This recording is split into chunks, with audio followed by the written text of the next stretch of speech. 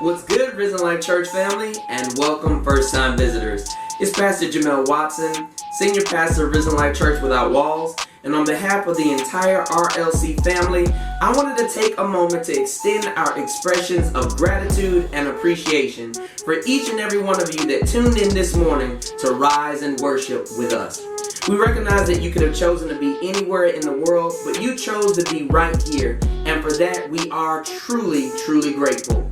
We always ask God to be a blessing, to give us a blessing, but because of your presence, we believe that He's already done abundantly, exceedingly above all that we can ask or think. If you are a first-time visitor and you're not sure what to expect, here are 4 things that I want you to look for. Number 1, I want you to expect to interact with real people. Number 2, you can expect to experience refreshing worship. Number 3, you can expect to receive a relevant word. And finally, number 4, you can expect for us to tackle real issues. It is our goal and our aim that by the end of this broadcast, each and every one of those goals and expectations are met and you leave better than the way that you came. As always, we thank you so much for blessing this ministry with your presence. We thank you so much for keeping us encouraged and lifting us up in prayer. However, at this point in time, we want to ask those who haven't done so already to consider partnering with us financially. I say this all the time, it's no less true on today. The gospel is free, however, ministry is really, really, really expensive.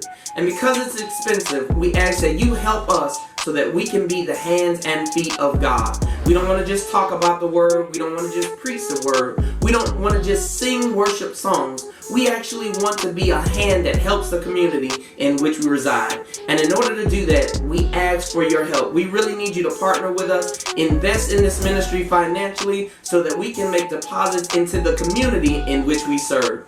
In order to do that, we ask that you go online to www.risenlifechurch.net, select the donate tab. On there, we ask that you sow into this ministry as the Lord and the Spirit leads you to do so. I believe that if this ministry has been able to make deposits into you spiritually, then you should consider, and I make an appeal to you, to make deposits into this ministry with your financial resources. I believe you truly are going to sow into good ground, and I believe that as you make deposits into the kingdom, the Lord turns around and blesses you in ways that are innumerable. He blesses you with the word. He blesses you in your mental capacity. He blesses you in the spirit. And I believe that as He continues to pour into you, it is our goal and our aim that we are conduits of that same appreciation that God sows into us by sowing into others. So we appeal to you to sow into this ministry. You are sowing into good ground. And I believe that your first blessing as you begin to sow, as you begin to partner with us, is ready to arrive right now as we embark upon a worship experience. So without further ado, let's get ready to worship. Let's get ready. Let your power fall when your name is called. Prove the doubters wrong. You're still mighty and strong. Let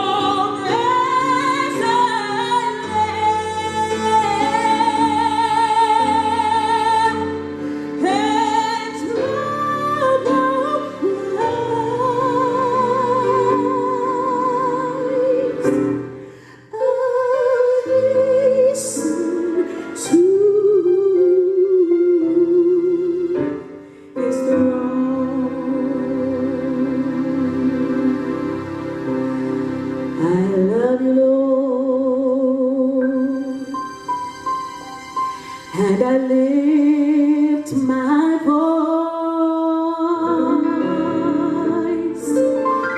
to worship you,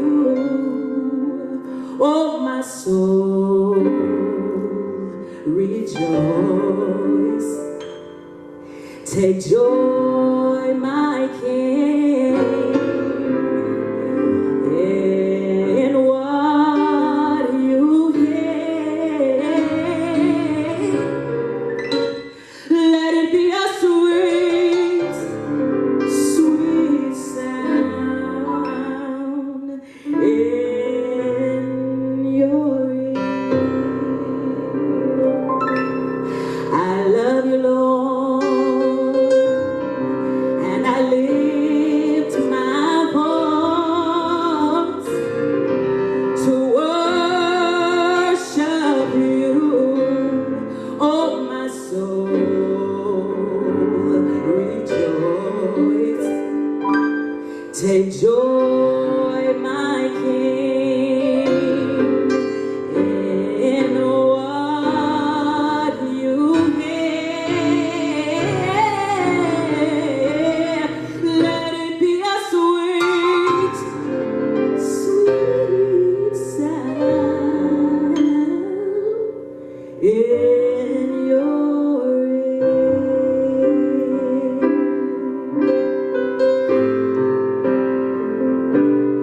We exalt thee. We exalt thee. And this is the day that the Lord has made.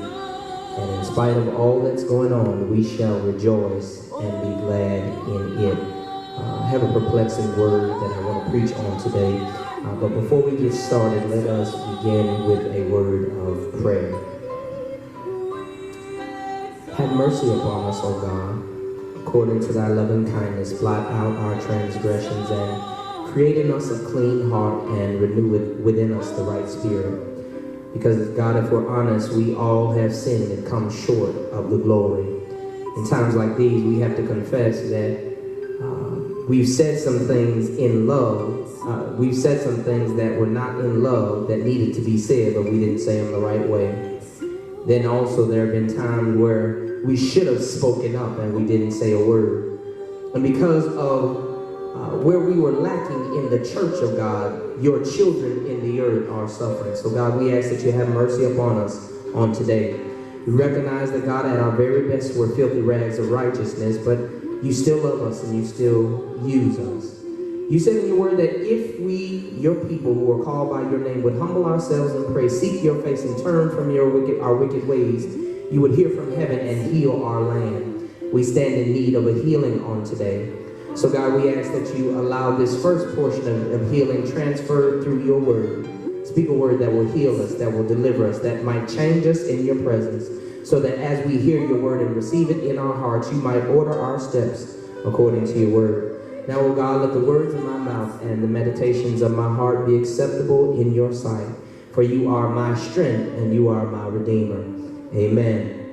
There is a word on this morning. It's coming out of the book of Mark chapter 10, beginning at the 46th verse. Mark 10, verse number 46. And I'm reading out of the NIV, but it's still the same word. And the reason is thus, it says, then they came to Jericho, as Jesus and his disciples, together with a large crowd, were leaving the city. A blind man, Bartimaeus, which means son of Timaeus, was sitting by the roadside begging. When he heard that it was Jesus of Nazareth, he began to shout, "Jesus, son of David, have mercy on me." Many rebuked him and told him to be quiet. But he shouted all the more, "Son of David, have mercy on me." Jesus stopped and said, "Call him." So they called to the blind man, "Cheer up, on your feet, he's calling you." Throwing his cloak aside, he jumped to his feet and came to Jesus. Jesus asked, "What do you want me to do for you?" The blind man said, Rabbi, I want to see. Go, said Jesus, your faith has healed you. And immediately he received his sight and followed Jesus along the road. I want to talk for just a few moments from the subject, if you will. I believe an appropriate message for a time like this. I want to talk from the subject between a mess and a miracle. Somewhere between a mess and a miracle. A miracle is the result of the imposing of the supernatural upon the natural order of things, so as to bring about results that natural means, manners, and methods cannot produce. It is the involvement of heaven in human affairs, activities, action, and or anatomy, so as to bring about results that only heaven can produce. Having said that, God is still in the miracle working business. And I know CNN doesn't reflect this, but I dare not insult the power of God, the being, benevolence, and behavior of God, in that I must say further that not only is God in the miracle working business, God is the miracle working business. In the Greek, there are several words rendered for the word miracle. There's a word, semeion, which translates to mean sign, which is named so to authenticate and validate the worker of the miracle as being a legitimate representative of God. There is the word terra, which translates to mean wonder, and it is named so for its effect on the beholder of the miracle done by the worker. Who is a legitimate representative of God, and therefore the one who sees the miracle is left in awe. Then there is the word dunamis, which is where we get the English derivative dynamite, and it is named so as to indicate the capacity, ability, or capability of the worker of the miracle, who is a legitimate representative of God, who having worked the miracle leaves the observer in wonder. And in this text, I need you to understand, if you didn't understand those Greek words, I need you to understand that in this passage, all three words are present. While Jesus, God in flesh, works a miracle by giving or restoring the sight to one who was blind, he concurrently has the objectivity of opening the spiritual eyes of those standing around. And so in that, he further indicates that the real blindness are those who have active optic nerves in the over column of their cranium with 20/20 vision, but can't see. I'm going somewhere. Because there are those who have legitimate fellowship between their pupils and retina, but they can't see. They can't see how to love. They can't see how to forgive. They can't see how to fellowship. They can't see how to get along. They can't see how to live a decent and dignified life of integrity. They can't see how to treat women. They can't see how to respect men. They can't see how to raise their children. They can't see that all black lives matter. They can't see the bountiful blessings and plans of salvation. They have eyes in their head, but they can't see. And it speaks to the condition of our sinful society, in that society is so blind it accounts for the mega mess that we find ourselves in. I wish I had somebody that could help me preach this thing. And like the one upon whom Jesus worked this miracle to get him out of the situation that he was in, it's going to take a miracle to get some of us out of the mess that we find ourselves in this morning. God help me. In that we serve God. It is crazy to me that we claim to be a nation under God, but we are a nation that is in a mess, and definitely at these times like these in need of a miracle. And to make what was a mess into a miracle, the only thing that we can do is turn to a God who can take a mess, work a miracle, and produce a ministry even out of our own mess that we help to create. I don't know about you, but it blesses my entire being to understand that the God that we serve is able to meet our mess and grant us with a miracle and produce a ministry that might reach the masses, that might change the trajectory of our future. I wish I had a praying church up in here. But the question that must be asked or must be raised to the church, to the nation, to every listening ear, to black children, to white children, to Hispanic and Latino communities. The question that must be asked is, until we get the miracle, what are we going to do about our mess?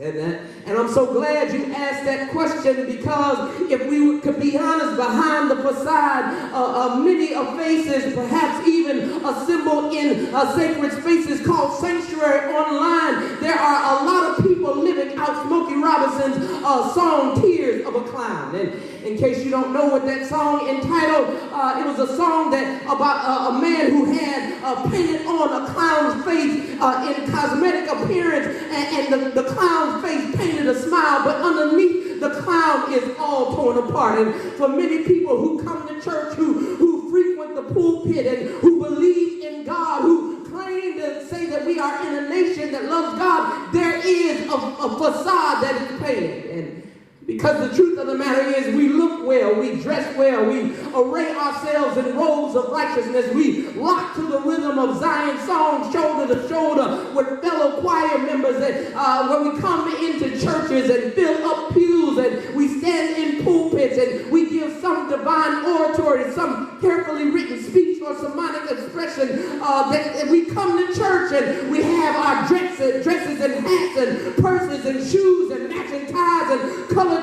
shirts and pinstripe suits, and we're splendiferous on the outside, but if the truth be told, all of us are dealing with a mess.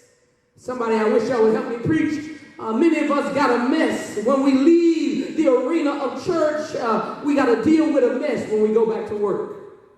From a global perspective, we have a mess on our hand when we have people more outraged about looting than we have people outraged about somebody dying. That is a mess. And I don't know who I'm talking to this morning, but you have a nation that's been under fire, and we have a nation that is under the microscope. And the question that must be asked is what we're going to do. The first thing we must do is recognize that we are in a mess.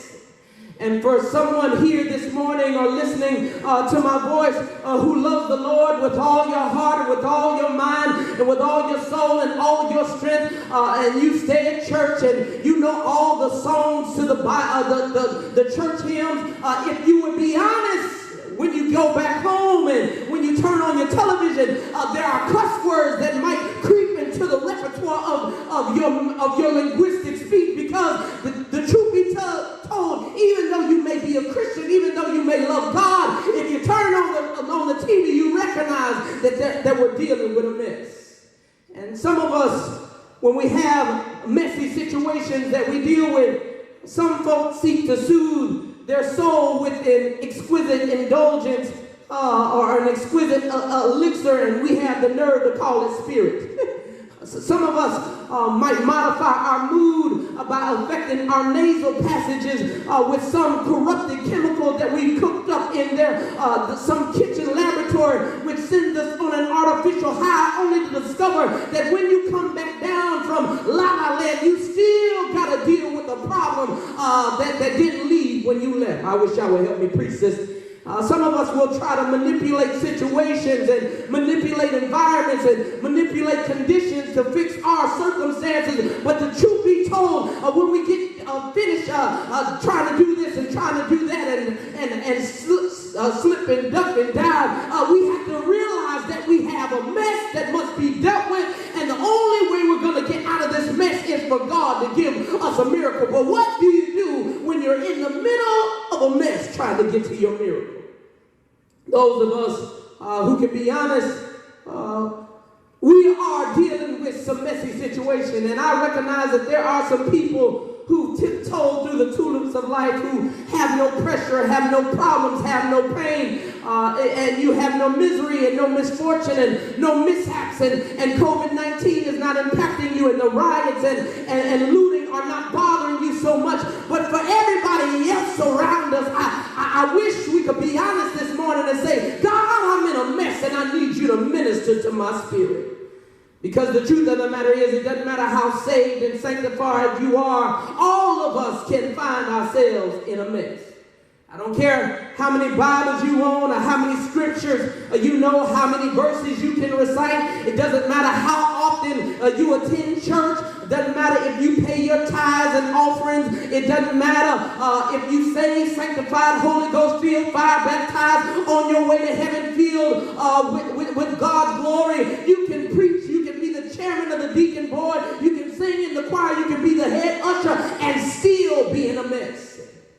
And if we're going to get out of the mess that we're in, well, let me correct that. Since we're going to get out of the miracle we're in, we got to recognize that God has a miracle waiting on us. And I don't know what your tenet is or what your belief system has shaped your biblical biography, but I learned during my short stint on this planet that even contemporary clergy who tell me to name it and claim it and receive it and reach up and grab it, I realize that if a change is going to come, sometimes I've got to wait for my change to come.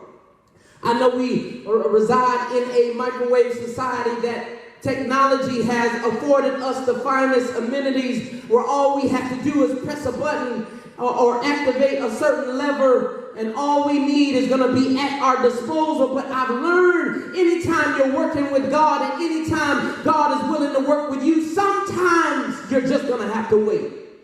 I wish I could tell somebody that tomorrow things are going to get better. I wish I could tell somebody that COVID-19 is going to go away tomorrow. I wish I could tell somebody unemployment would cease when you wake up on Monday morning. But the reality of it is, I heard somebody say, sometimes you just got to learn how to wait on God. And they that wait upon him shall be renewed. If you don't believe me, all you have to do is look in your scripture and you will find several passages that point out that you have to, as a good Christian, learn how to wait. Job 14:14 says that all of my appointed days I've got to wait. Psalms 27:14 says, wait on the Lord and be of good courage, and he shall strengthen thine heart. Again, I say, wait. Isaiah 40:31 says, they that wait upon the Lord shall renew their strength. They shall mount up with wings of eagles. They shall run and not get weary. They shall walk and not faint. And when I can't remember the right scripture, I have to go back to my grandmother's theology. She said, baby, you can't hurry God. Sometimes you just have to wait. You have to trust him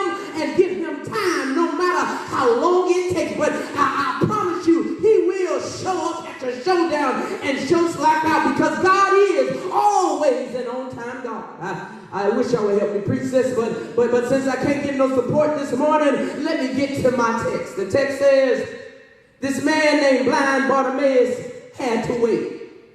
The text calls him this man. The man in the text, his name that is called to him is Bartimaeus. But I want to correct something. Bartimaeus was not his name.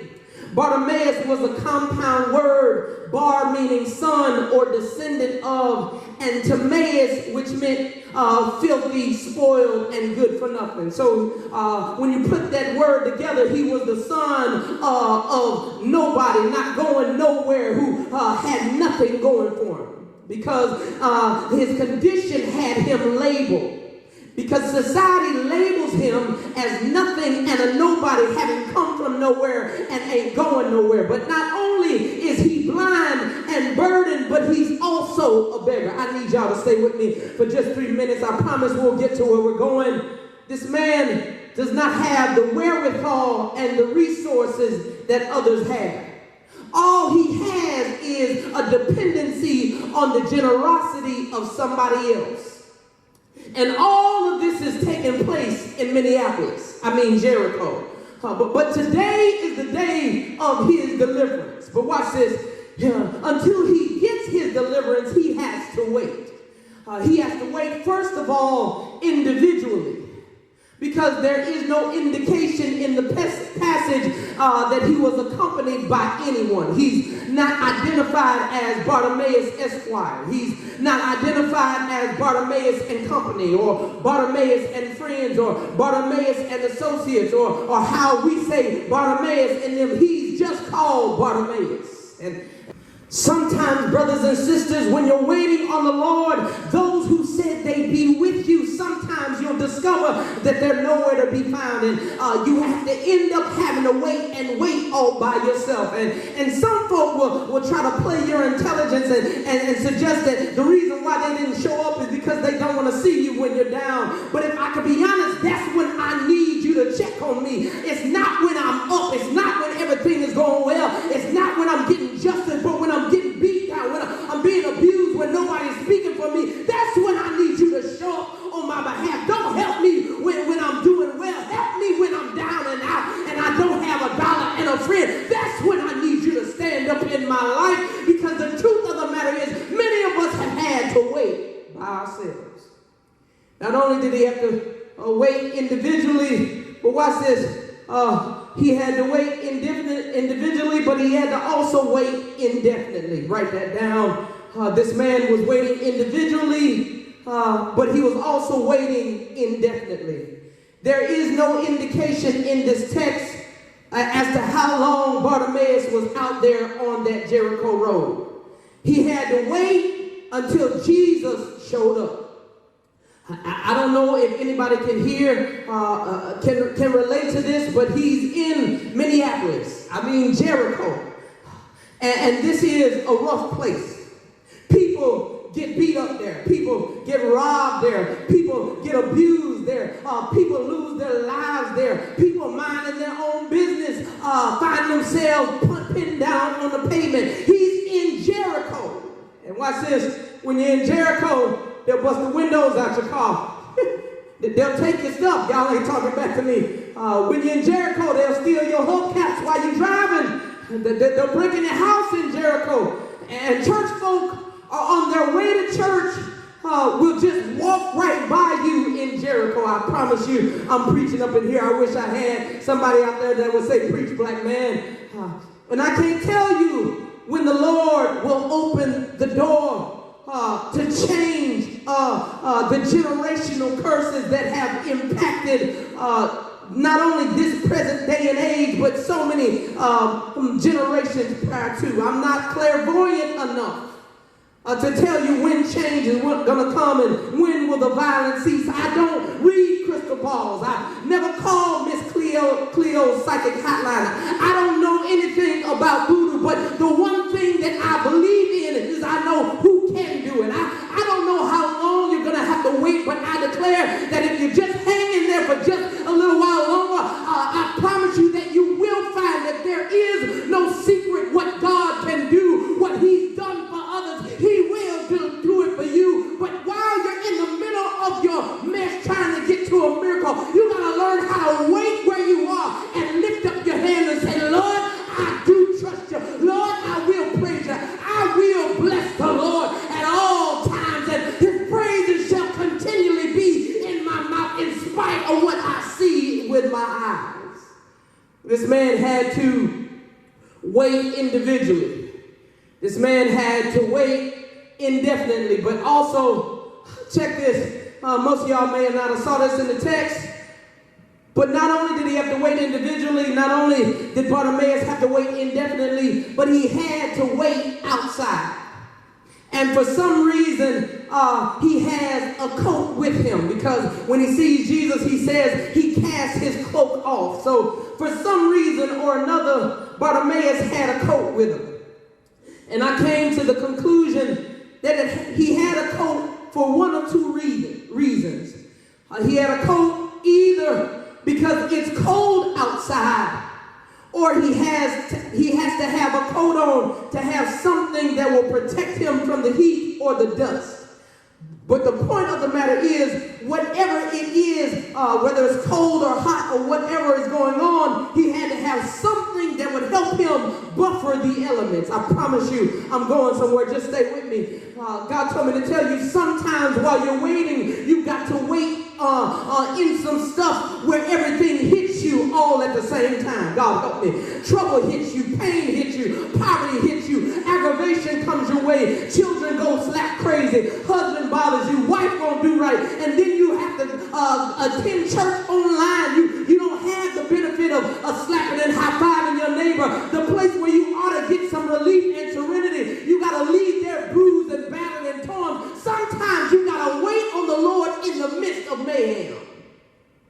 And a few years ago, I'm getting ready to close. A few years ago, my wife and I flew out to see my sister-in-law, Washington, D.C. For Christmas. And I'll make a long story short, but we had a series of misfortune and events that I don't have time to run down. But by the time we took off, we flew into a terrible thunderstorm. And the tower wouldn't allow our plane to land.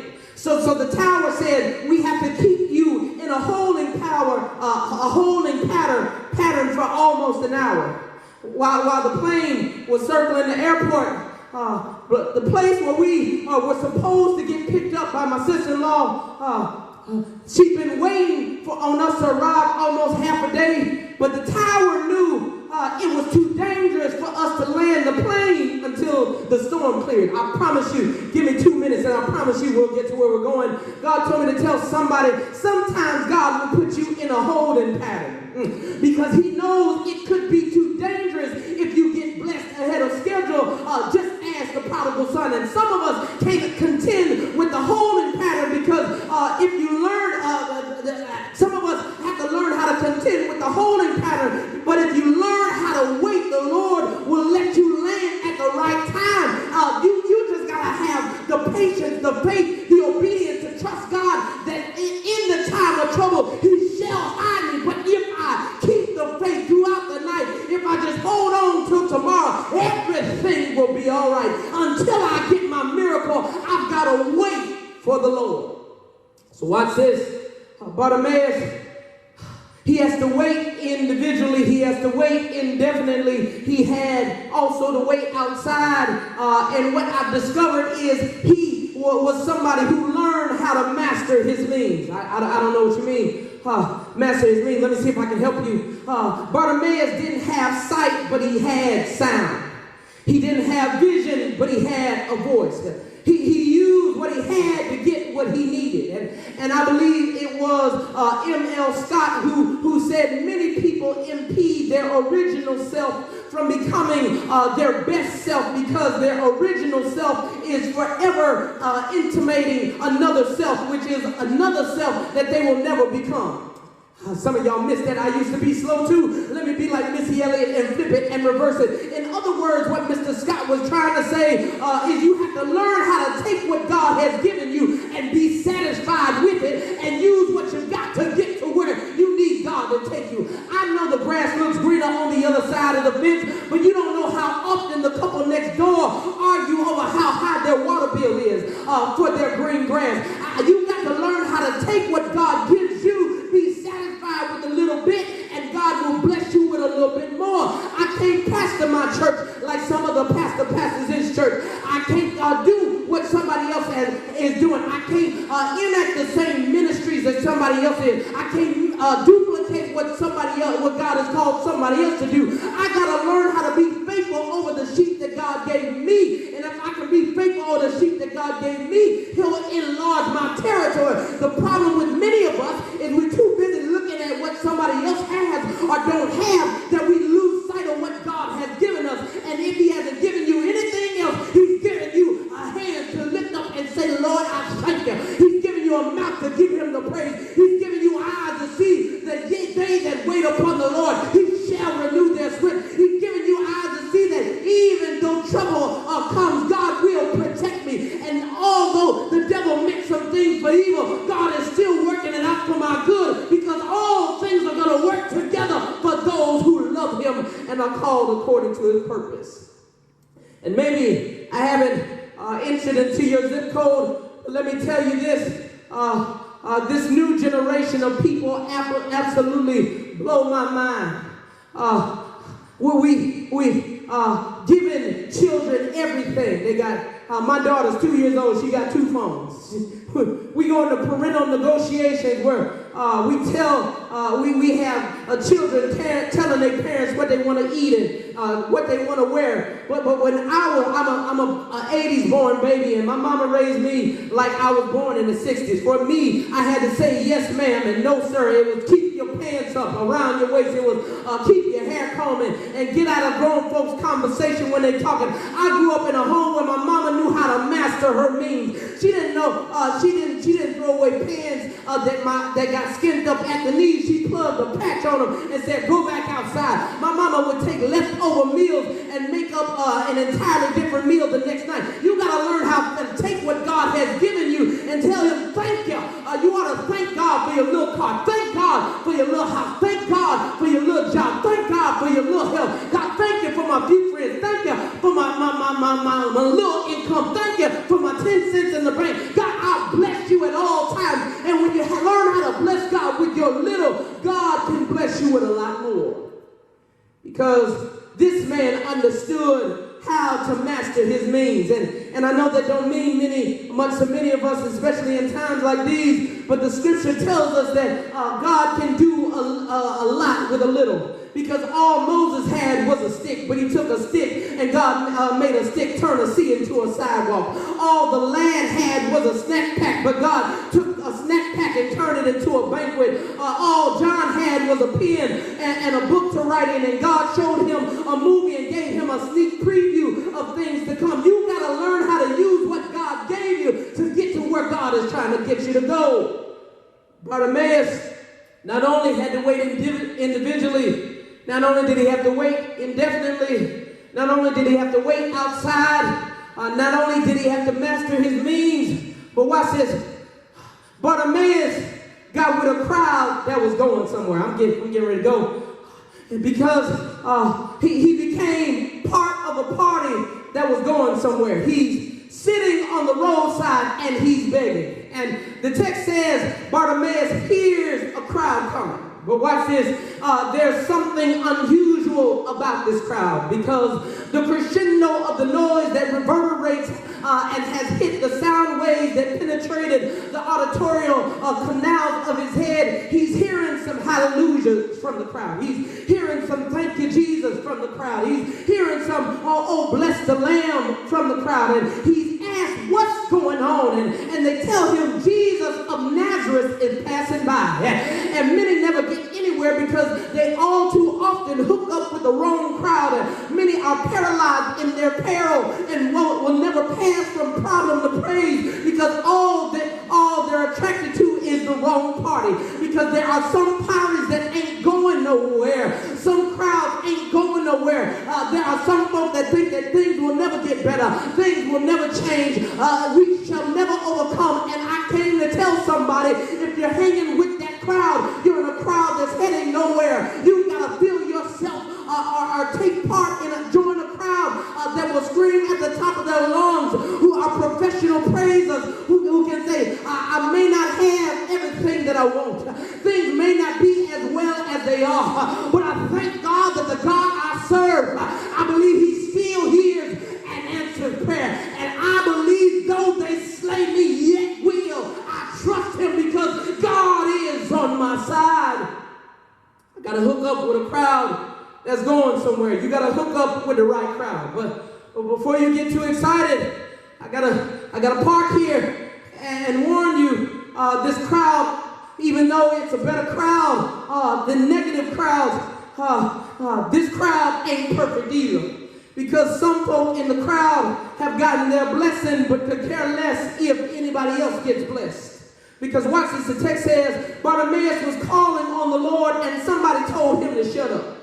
It's strange to me when some folk can get their breakthrough, when some folk can get their justice, when some folk can get their piece of the pie. They can care less if you get yours. But instead of being quiet, I heard Bartimaeus shout even louder. He said, Jesus, thou son of David, have mercy upon me. If you're going to raise your voice in righteous indignation, you need to know who you're talking to. CNN may not fix your problem. MSNBC may not fix your problem. Fox News ain't going to work it out. The White House can't fix it. Congress can't fix it. But I heard David say, I cried unto the Lord and he heard my cry. You And so I think, give me 1 minute and I'm getting ready to close. I think here's a good place to tell somebody, don't let nobody keep you from calling on the Lord until you get his attention. Because the folk that told Bartimaeus to be quiet all had eyes. So I need to tell somebody, don't let nobody make you feel dumb because you're lifting up your voice. Because those that are telling you to shut up don't need what you need. If you need a breakthrough, you can't worry about who looking at you and saying, I wish you would shut up. If you need deliverance, you can't worry about who rolling their eyes and popping their teeth and bumping their gums and breathing like they're about to have an asthma attack. You got to learn how to continue to lift your eyes towards the hills from which cometh your help, and continue you to lift your voice up into heaven. He's in the right crowd and he summons the Savior. And watch this. He said, Jesus, son of David, have mercy on me. Remember now, he asked the crowd what was happening, but when he found out that Jesus was in the crowd, he shifted his attention from the crowd to the Christ. I gotta go. There are some people hanging around you who can't help you, but there's somebody in the crowd who can pick you up and turn you around and place your feet on solid ground. And I know you may not believe it this morning. I know you may be in despair from what you've seen on CNN and Fox News and every television station about the atrocities that are happening in America. But I need to tell somebody that whenever Jesus is in the crowd and you get Jesus' attention, there's healing in the crowd. There's deliverance in the crowd. There's help in the crowd. There's joy in the crowd. There's peace in the crowd. There's mercy in the crowd. There's justice in the crowd. There's grace in the crowd, because Jesus is the lily of the valley. He's the bright and morning star. He's the lion of the tribe of Judah. He's Mary's baby. He's Ezekiel's wheel in the middle of the wheel. He's Joe's war horse. He's the Prince of Peace. He's a friend to the friendless. He's a father to the fatherless. He's a mother to the motherless. He was born in a manger and wrapped in swaddling clothes. He took nails in his hands. He took nails in his feet. He looked up into heaven and said, Father, forgive America. They know what they're doing, but bless them anyhow. Father, forgive the rest of the folk that know not what they're doing. And on that Sunday morning, he died on Friday. But early on Sunday morning, he got up with all power in his hands. Restoration power, healing power, deliverance power, and he's got the power to change our situation. I know we find ourselves this morning in between a mess and a miracle. And I understand the aggravation of Black America. I understand the aggravation of those on the other side. But the one thing I do know is that we stand in need of a common denominator. And his name is Jesus. And he quotes these words, and I close.